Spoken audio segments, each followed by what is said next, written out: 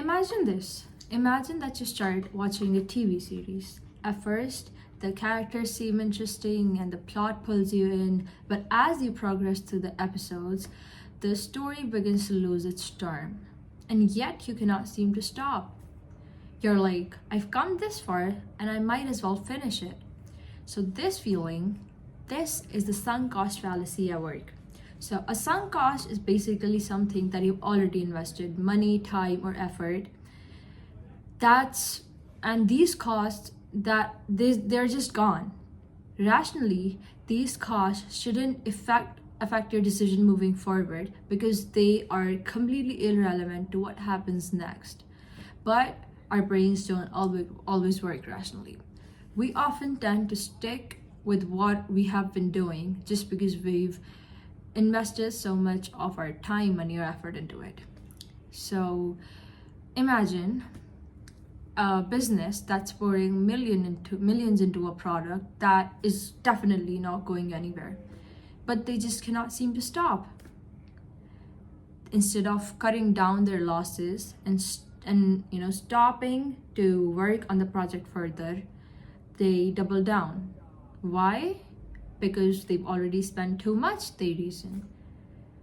Even our everyday choices are not immune to the sunk cost fallacy. So hear this example from the book Thinking Fast and Slow.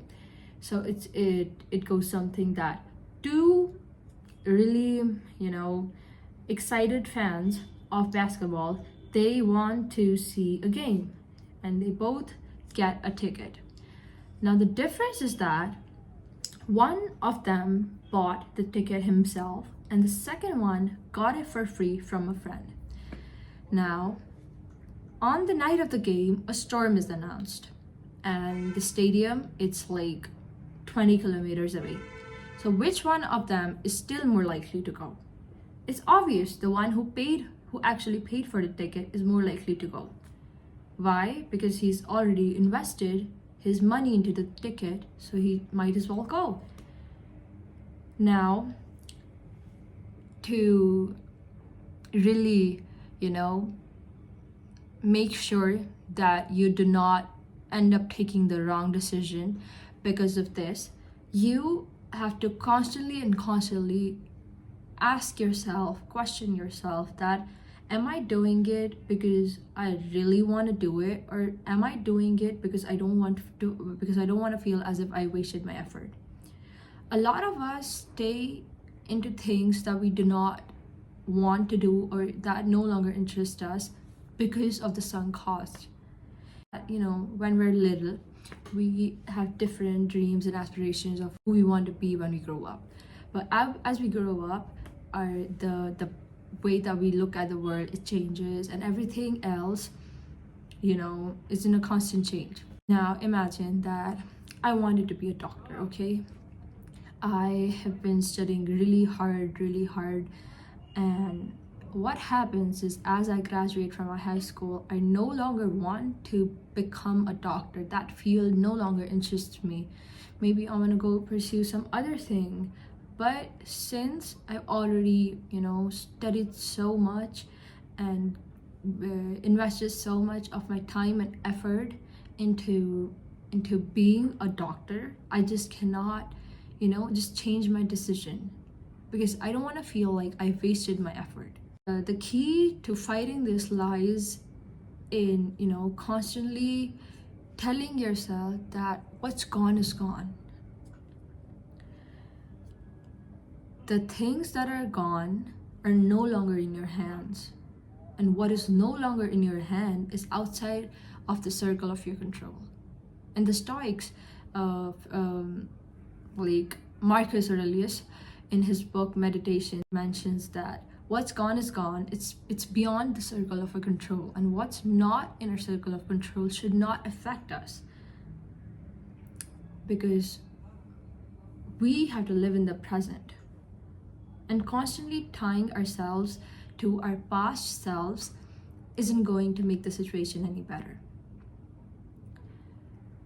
Question and tell yourself that what matters is this moment right now. What do you want to be right now?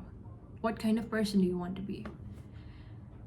And yeah, people stay for so long into the jobs they don't want, into the relationships that they don't want, into a career maybe they don't want, because they don't want to feel like they've wasted their effort.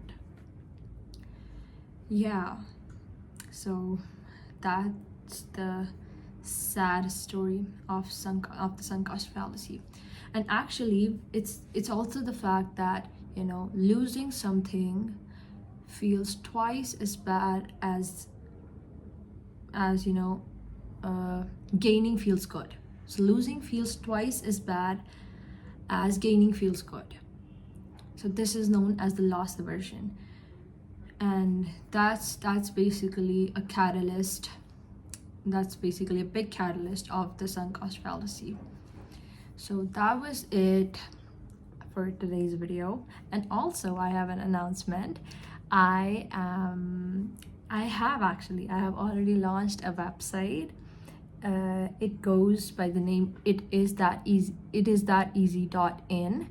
I'm going to put a link in the description.